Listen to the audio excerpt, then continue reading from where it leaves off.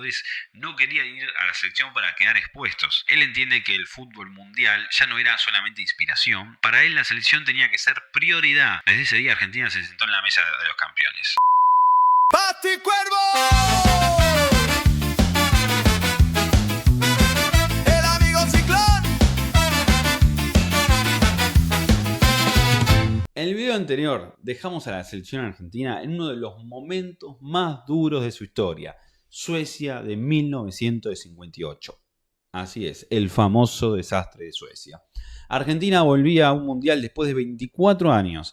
Llegaba con mucha expectativa, se sentía potencia, venía de dominar Sudamérica, una gran generación dorada por allá, por los años 40, Alfredo Di Stéfano, La Bruna, Moreno, y todos los jugadores que habíamos mencionado en el anterior video. Pero bueno, en este mundial se encuentra con una gran realidad, que el fútbol había cambiado, el fútbol mundial cambió y Europa ya jugaba con otra preparación física, otra organización táctica, otra intensidad, y Argentina seguía creyendo que con el talento solamente alcanzaba. Y no, lamentablemente no. El golpe fue completamente terrible.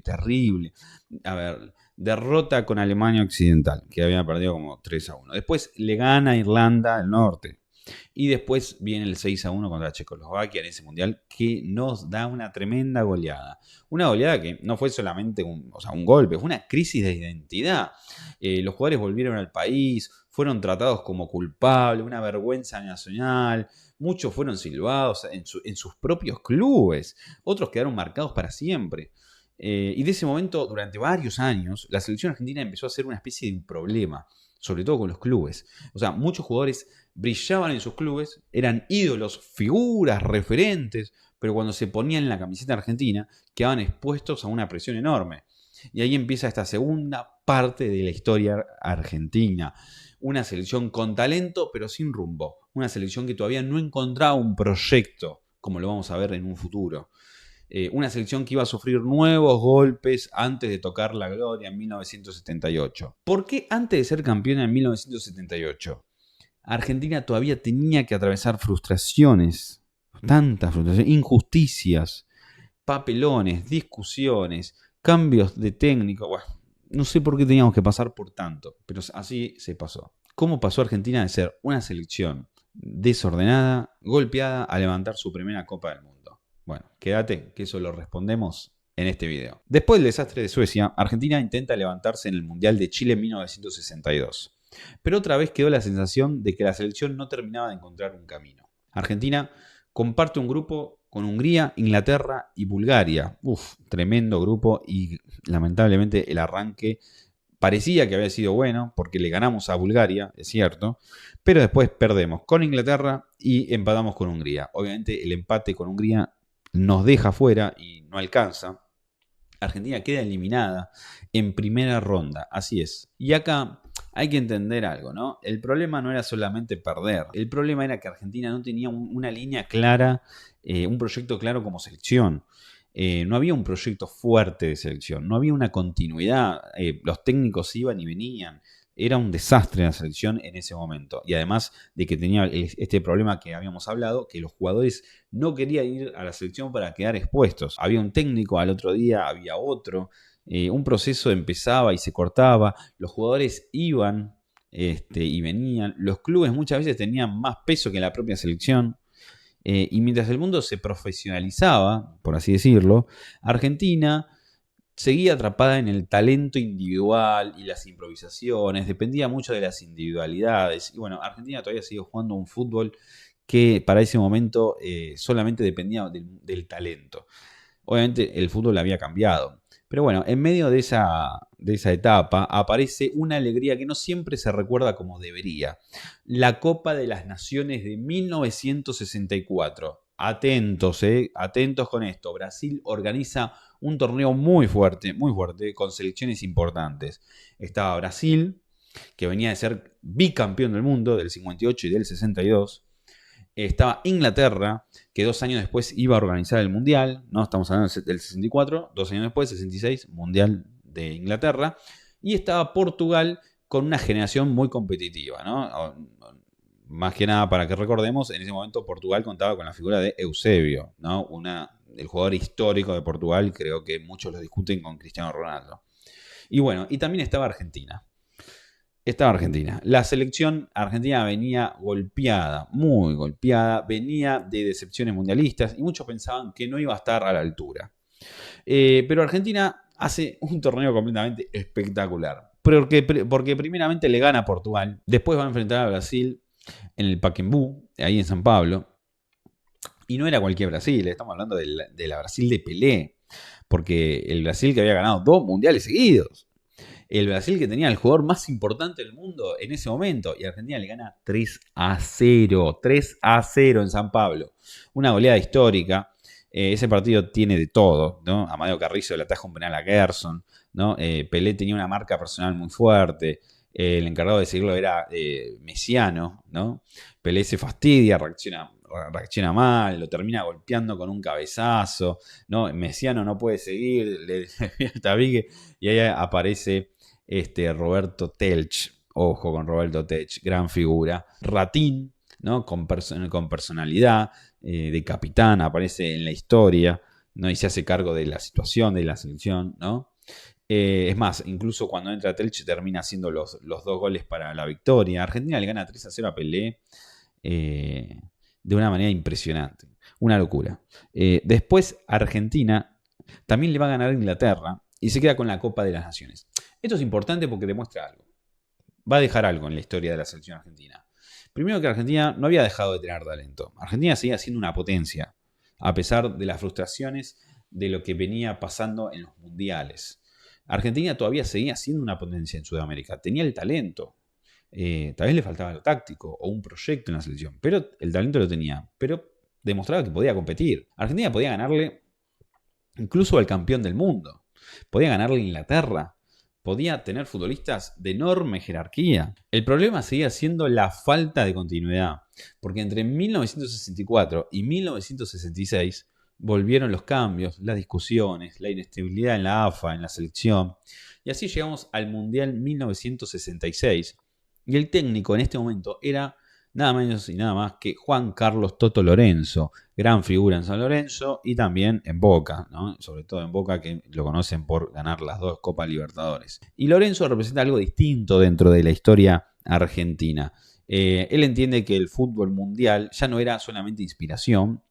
Había que correr, había que marcar, había que ser fuerte, ¿no? Había que pensar tácticamente los partidos, ¿no? Lorenzo arma una selección más dura, más ordenada, más física, más competitiva. Una selección que podía gustar más o menos, pero que tenía algo que Argentina venía necesitando, ¿no? Que era una estructura.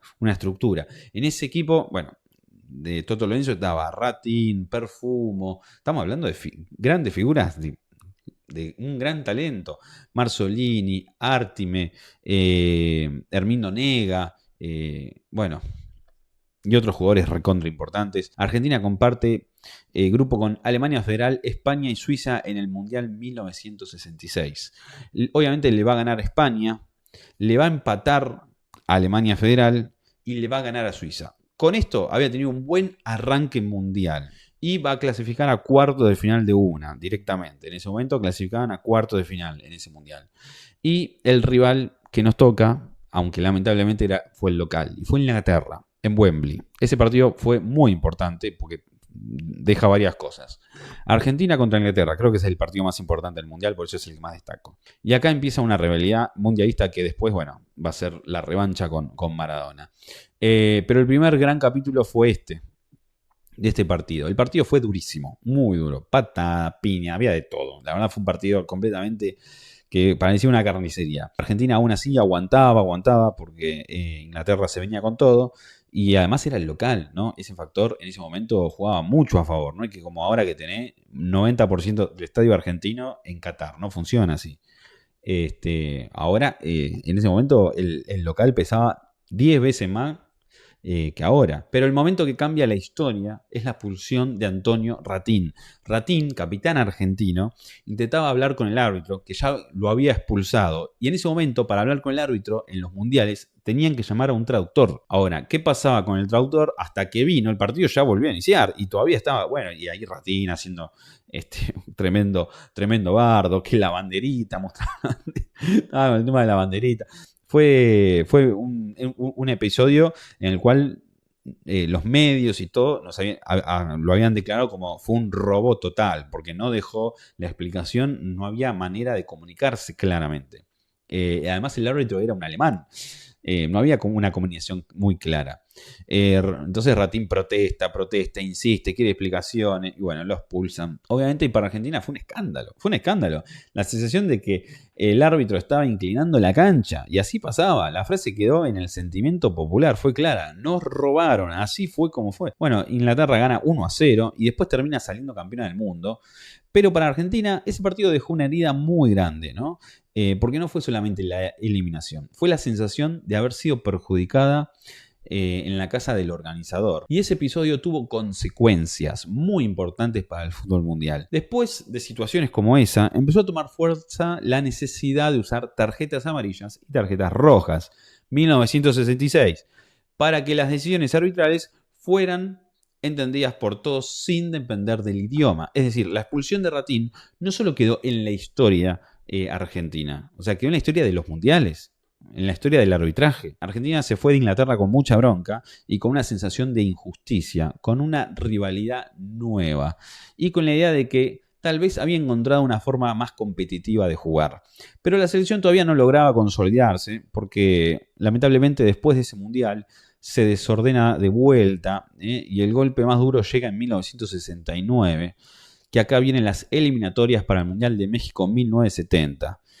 Argentina comparte un grupo con Perú y Bolivia. En ese momento no son como ahora las eliminatorias que se juegan los 3 años. Era un subgrupo y se jugaban entre ellas. Eran 3 selecciones y vos podías quedar afuera. Sí, muy parecido a lo que tiene Europa. No es tan distinto, pero va por ahí. Pasa algo histórico. Argentina queda eliminada, no clasifica al Mundial.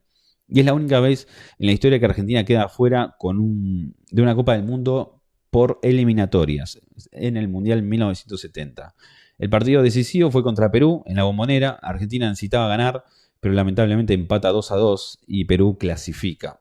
Argentina queda afuera y mientras México 70, ¿no?, se iba a convertir en uno de los mundiales más recordados de todos los tiempos, con el Brasil de Pelé levantando la copa y jugando a un fútbol maravilloso, Argentina lo mira desde afuera. Ese golpe fue tremendo, porque ya no era una eliminación en primera ronda, ya no era perder un partido polémico, era directamente no estar. Argentina, una potencia histórica, no jugó un mundial. Complicado, muy complicado. Y eso confirma algo que venía de años, ¿no? Que la selección necesitaba un cambio profundo. Pero ese cambio todavía iba a tardar. Y Argentina vuelve a jugar el Mundial 1974 en Alemania.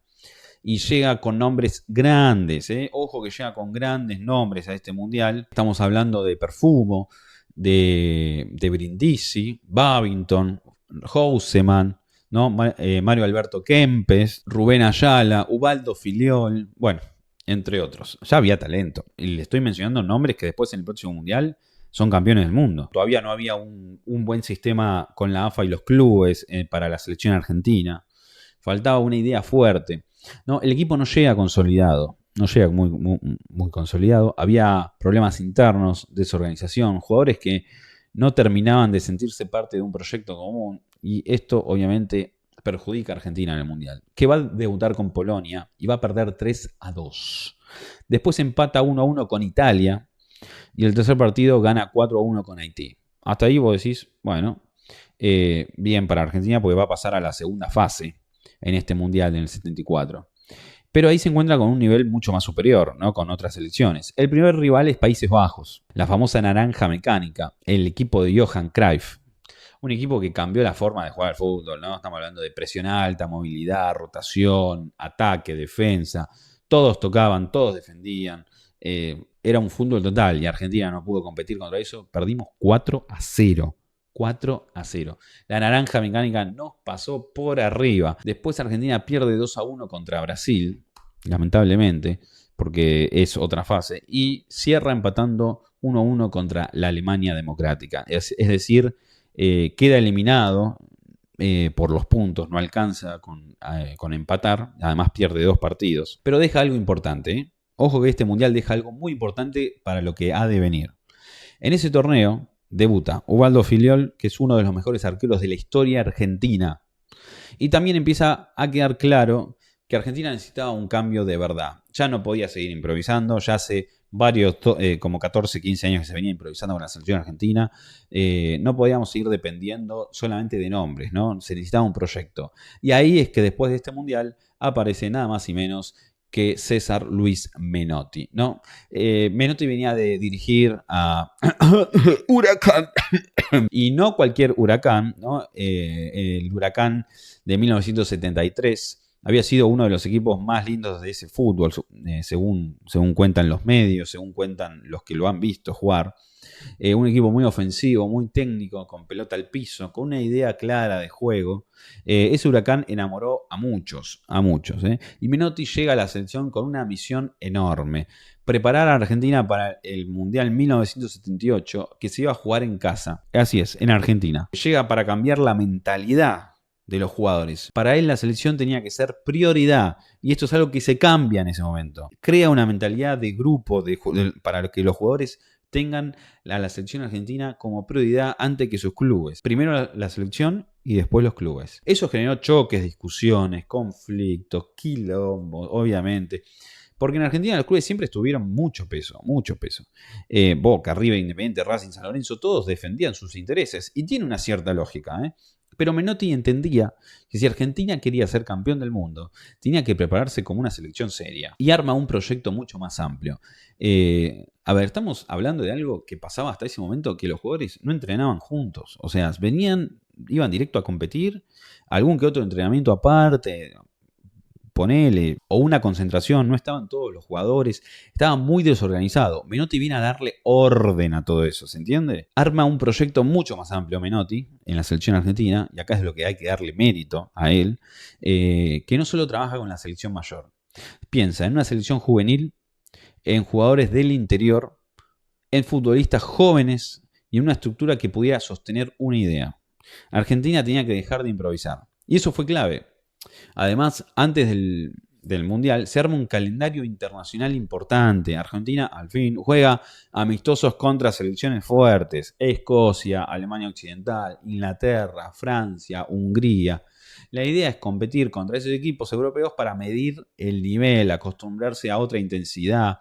Menotti quería que Argentina llegara al Mundial con rodaje, con identidad, con confianza. Pero mientras se preparaba, el equipo del país vivía uno de los momentos más oscuros de su historia, y esto hay que decirlo. El Mundial 78 se iba a jugar en Argentina, pero Argentina estaba gobernada por una dictadura militar en ese momento, y eso hace que la historia sea, lamentablemente, mucho más compleja. Desde lo futbolístico, obviamente que es de lo que vamos a hablar, el Mundial 78 fue la primera gran gloria de la selección argentina, aunque lamentablemente desde lo político y social quedó marcado para siempre por el contexto lamentablemente, del gobierno de Videla. El torneo había sido otorgado antes del golpe, es cierto, pero la organización final quedó en manos del gobierno militar. En 1978 se crea el Ente Autárquico Mundial 78, que fue encargado para organizar el torneo.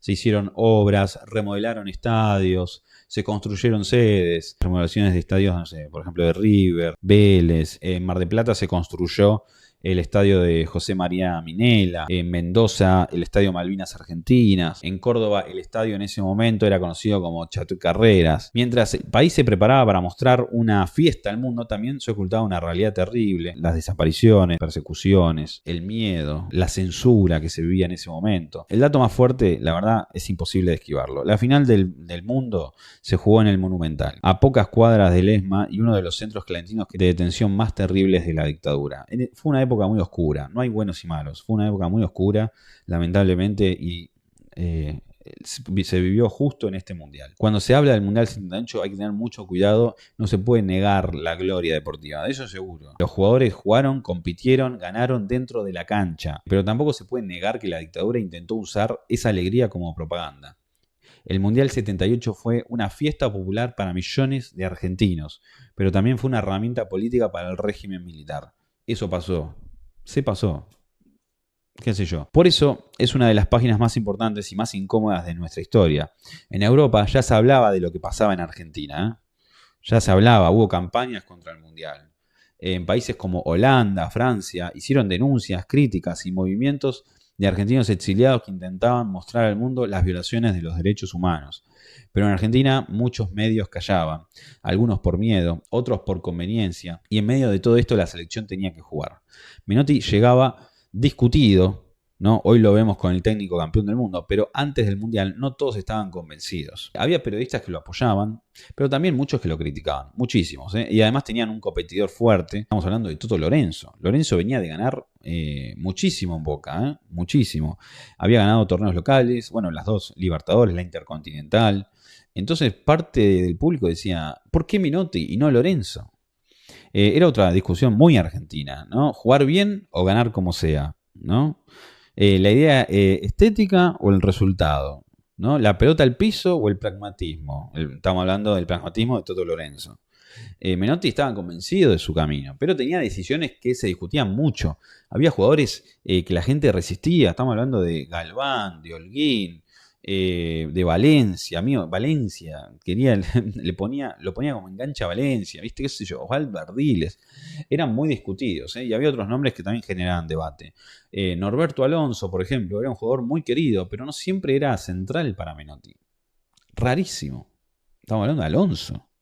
Ubaldo Filiol termina siendo clave, aunque en principio no era un arquero ideal del entrenador, ¿eh? Sobre todo porque estaba Gatti, porque Hugo Gatti había sido muy importante en el proceso. Muy, muy importante. Y después, bueno, quedó afuera por una lesión. La táctica de Menotti de base era un 4-3-3. Una idea bien ofensiva, con extremos, con posesión, con protagonismo. Argentina no quería salir campeón escondida. Argentina quería salir campeón jugando. Pero el grupo no era fácil. Argentina compartía zona con Hungría, Francia e Italia. Imagínate, la zona de la muerte. Para muchos un grupo que era muy difícil de pasar, ¿no? El debut con Hungría, Argentina gana 2-1, pero va a sufrir. Los goles los hacen Leopoldo Luque y Daniel Bertoni. El debut de la clave, porque la presión era muy enorme. Argentina jugaba de local, con todo el país mirando, con el peso de la historia encima, con la obligación de ganar. Y bueno, por lo menos ganó. Después venía Francia. Ese partido también quedó marcado porque gana 2-1. Pasarela convierte de penal y Leopoldo Luque hace un tremendo golazo para sentenciar el partido. Pero ese partido, bueno, tiene una historia dramática. Luque se lesiona el hombro durante el partido, lamentablemente. Y después se entera que encima su hermano fallece. Imagínate lo que fue para él. Hacer un gol fundamental para la selección en un mundial y al mismo tiempo recibir una noticia devastadora. Argentina gana, pero la historia de Luque queda atravesada por el dolor. En el tercer partido, Argentina enfrenta a Italia y pierde 1-0. Ese resultado lamentablemente cambia todo. Argentina termina segunda en el grupo y en vez de quedarse en Buenos Aires tiene que irse a Rosario para jugar la segunda fase. A veces los mundiales una derrota te puede hundir, pero a veces también te cambia el camino. Y en el caso de Argentina, perder con Italia terminó llevándolo a Rosario. Y en Rosario apareció el mejor de ese mundial, que fue Mario Alberto Kempes. Kempes llegaba al mundial como una de las grandes figuras de Argentina. Era el goleador, tenía potencia, una zurda, llegaba al área, personalidad, tenía todo. Pero en la primera fase no había convertido todavía.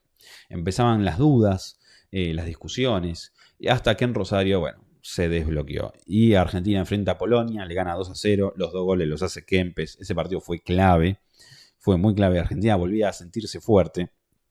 Después llega Brasil. Argentina y Brasil empatan 0-0.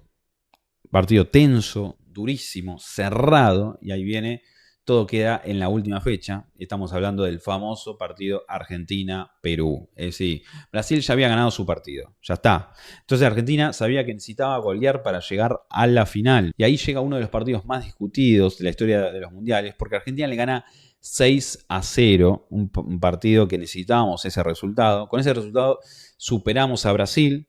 por diferencia de gol y nos metemos en la final. Si no, tendría que haber ido Brasil a la final. Desde lo futbolístico fue una goleada contundente, eso no hubo dudas. Desde lo histórico queda rodeada de sospechas, dice que hubo amenazas políticas. Viste, el contexto la verdad que tampoco ayudaba para tratar de evitar esa polémica, pero bueno. Qué sé yo, el resultado también es polémico, 6-0, ¿viste? Por eso hay que contarlo con responsabilidad, no es sencillo. No se puede afirmar como hecho algo que siempre fue una discusión histórica. No se sabe, y fue una polémica que decían en su momento algunos medios que quisieron justificar la clasificación argentina, pero bueno. El 6-0 a Perú clasificó a Argentina a la final del mundo y al mismo tiempo quedó como uno de los partidos más debatidos de la historia de la Copa del Mundo.